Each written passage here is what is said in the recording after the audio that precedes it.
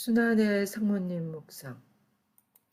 오늘부터 저희들이 묵상하고자 하는 것은 영성신학과 칼융의 심리학을 전공하신 미국 도미니코 수녀의 조이스 럽 수녀님께서 성모님의 마음이 되어 그분의 순환을 깊이 묵상하고 숙고한 내용입니다. 성모님의 고통을 이토록 절실하게, 이토록 인간적으로 우리 안에서도 흔히 일어날 수 있음을 자연스럽게 연결시킴을 보고 너무나 감동을 받았습니다. 그동안 막연하게 다가왔던 성모님의 고통이 완전히 나의 감정이 되어 제 마음속에서 흘러내렸습니다. 성주간을 맞이하여 우리도 성모님과 함께 이 길을 걷고자 성모님 십자가 지고 가시는 예수님을 만나시다. 또 성모님 십자가 아래 서 계시다. 성모님 예수님의 시신을 받아들이시다. 성모님 예수님을 무덤에 묻히시다는 제목으로 묵상을 하겠습니다. 성모님께서 직접 말씀하시는 방법으로 전개되고 있습니다. 지금부터 눈을 좀 감으셔도 좋고 또 조용한 마음으로 성모님의 순환을 묵상하겠습니다. 오늘은 성모님 십자가 지고 가시다 장면을 묵상하시겠습니다. 마리아의 네 번째 고통. 마리아 십자가 지고 가시는 예수님을 만났다. 우리 고통과의 만남. 루카복음 23장 27절. 백성의 큰 무리도 예수님을 따라갔다. 그 가운데에는 예수님 때문에 가슴을 치며 통곡하는 여자들도 있었다. 마리아가 말한다. 나는 미친 듯이 두드리는 문소리를 들었다. 이웃집 사람이 나의 집에 달려 들어왔다. 그녀는 숨을 몰아쉬며 불쑥 말했다. 마리아, 나는 지금 막 들었어요. 그들은 예루살렘에서 예수를 체포했는데 그를 죄인으로 구속하였대요. 나는 이것을 당신에게 알려주러 왔어요. 나는 들고 있던 접시를 떨어뜨렸다. 나의 심장은 접시가 깨어지기 전에 멈춰버렸다. 나는 여태 그렇게까지 충격을 받아본 적이 없었다. 나는 상상했다. 예수는 설교하러 나자렛을 떠난 이후 계속 활동하고 있었다. 그래, 난 결코 이런 일이 오리라고 생각하지 못했다. 나는 그가 그의 신념과 활동 때문에 체포되리라는 것을 믿을 수가 없었다. 나는 무엇을 해야 하나? 나의 이웃은 팔로 나를 감싸주었다. 그녀는 너무나 사랑하는 레베카였다. 우리는 오랫동안 좋은 친구였다. 그녀는 나를 잘 알았다. 나는 집으로 가려 했어요. 데비드가 우리를 동반할 수 있는지 물어보려고요. 그녀는 다른 어머니들이 할 수 있는 것처럼 나의 생각을 읽으면서 말했다. 그녀는 내가 나의 아들을 보기를 원하며 그가 필요하다는 것을 알았다. 더구나 과부가 그렇게 멀리 있는 도시까지 혼자 여행할 수 없다는 것도 알았다. 예루살렘으로 가는 길에서 나는 권력자들이 나의 아들에 대한 진실을 알도록 그리고 그가 아무런 죄가 없다는 것을 발견하도록 기도했다. 예수는 필요한 모든 일을 위하는 부드러운 마음을 가졌다. 친절은 그 안에서 점점 더 자라나는 것 같았다. 나는 그가 율법의 어떤 것을 거슬러 말했다는 것도 그들 중에 어떤 것을 지키지 않는다는 것도 알았다.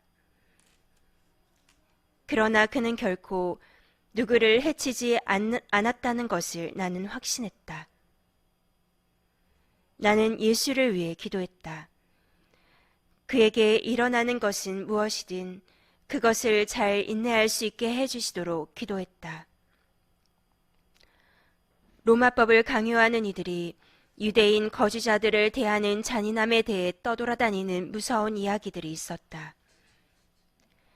확실히 그들은 착한 예수를 알게 될 것이며 그럴 경우 그를 풀어줄 것이다. 나는 아직은 한동안 희망을 갖고 기도했다. 내 가슴의 다른 한 부분은 멈춰버리는 것 같은 고통으로 가라앉아 있었다. 나는 30년 전에 시메온을 만났을 때를 잊지 못했다. 나는 그 불길한 예언이 지금 나에게 다가왔구나 생각했다.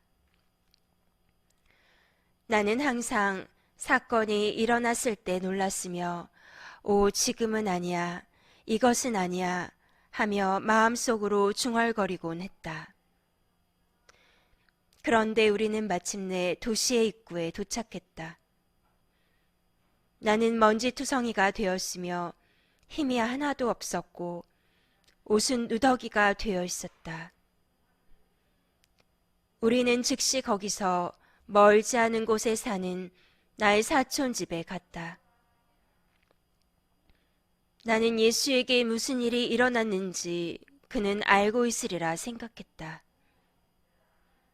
거리는 이상하게 텅 비어 있었고 먼 곳에서 대단한 폭동의 소리가 들려왔다. 나의 사촌과 그의 아내는 집에 없었다. 나는 점점 더 걱정이 되었다. 아마 그들은 예수가 잡혀 있는 곳에 갔으리라. 우리는 긴 여행에 지친 몸을 끌고 그곳을 떠나 가슴이 아픈 만큼 빨리 걸어갔다. 소음이 점점 더 커져갔다. 그것은 도시의 중심부에서 들려왔다. 우리는 거리에 군중들이 몰려들기 시작하는 짧은 거리로 갔다. 그들은 어디에서 모여드는지 밀고 흔들고 나는 그가 있다, 저기 온다는 고함 소리를 들었다. 우리는 그때 폭도들 속에 갇혀버리게 되었다. 돌아가는 것은 불가능했다.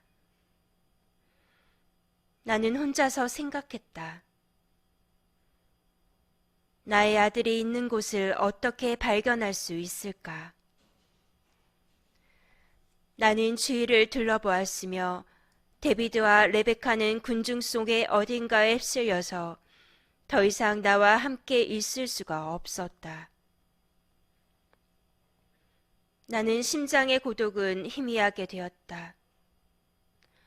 나는 무엇을 할 수 있을까? 바로 그때 폭도들이 로마 군인들에 의해 옆으로 밀려났다. 거리 밑으로 나는 다만 그 전에 들었던 것을 얼핏 보게 되었다. 그 죄수가 그들 자신이 못 박히게 될 십자가의 나무 둥치를 지고 짐승처럼 끌려가는 모습을 나는 그런 비참함을 보고 싶지 않았다. 그 사람이 무엇을 했는지 모르지만 예수는 그런 무서운 처벌을 받을 만한 일을 하지 않았기에 나는 즉시 멀리서 나무 둥치 한 조각이 그가 지고 가기에는 너무나 무겁다는 것을 보았다. 그는 허리가 구부러졌고 너무나 고통스럽게 걷고 있었다. 내가 그곳에 들어섰을 때 난폭한 폭도들에 의해 둘러싸였고 많은 이들이 고함을 쳤다. 십자가에 못 박으시오. 십자가에 못 박으시오. 나는 그 남자를 죽여라고 외치는 내 뒤에 있는 여인의 고함 소리를 들었다. 나는 우리 마을에서 죽은 이를 위해 울부짖는 소리를 들은 적이 있었다. 특히 요셉이 죽었을 때 갑자기 내 앞에 있는 여인이 실신했다. 나는 그녀를 도우려고 허리를 구부렸기 때문에 그 남자가 나무둥치를 끌고 아주 가까이 왔을 때 더 이상 그의 얼굴을 볼 수가 없었다. 조금 지나서 어떤 사람이 숨을 헐떡거리는데 거기서 나는 나의 아들의 얼굴을 보았다. 나는 그의 고통이 주는 공포로 휩싸였으며 그의 머리에는 가시관이 눌러 씌어져 있었다. 누군가가 나에게 그가 채찍에 맞았다고 말해주는 소리가 그의 목 뒤쪽에서 들려왔다. 내가 쓰러지지 않은 것은 다만 하느님의 힘에 의해서였다. 나는 다시 일어섰다. 그때 예수가 나를 보았다. 우리의 눈은 서로 마주쳤고 그 순간 나는 그의 모든 고통이 나의 온몸으로 전해져 오는 것을 느꼈다. 그것은 나의 온 생애를 회상할 수 있을 것 같은 순간이었다. 그 모든 것은 마치 오늘 일어난 것처럼 새로운 고통으로 가득 찬 것이었다. 나는 나의 심장이 밖으로 떨어져 나가 버렸다고 생각했다. 나의 아들아, 나의 아들아, 나는 울부짖었다. 군인들이 나를 옆으로 밀쳐버리고 그를 회초리로 내리쳤다. 나는 그가 있는 곳으로 가려고 울부짖었다. 그러나 나의 말은 군중들 속에서 들리지 않았다. 마침내 나는 시메온의 예언한 칼이 무엇인지 알았다. 내 아들의 고통이 나의 가슴을 찢었다. 나는 아들에게 될 수 있는 한 더 가까이 가려고 무슨 짓이라도 하려고 했다. 나는 그의 바로 뒤에 다가가서 울부짖는 부인들 속에 끼어들었다. 내 영혼의 깊은 곳으로부터 나는 결코 그곳에 없다는 소리가 들려왔다. 나는 나의 아들의 고통스러운 발자국을 따라 걸었으며 울부짖고 또 울부짖었다. 잠시 다음 내용을 묵상해 보시겠습니다. 첫째, 당신은 성모님처럼 다른 이들의 고통을 만났을 때 가장 힘든 것은 무엇이었습니까? 2. 당신 자신의 고통을 만났을 때 어떻게 감당했습니까? 가장 어려운 것은 무엇입니까? 3. 마리아가 지금 당신과 함께 있다면 무슨 말을 하고 싶으며 혹은 그에게 이 고통에 대해 무엇을 물어보고 싶습니까?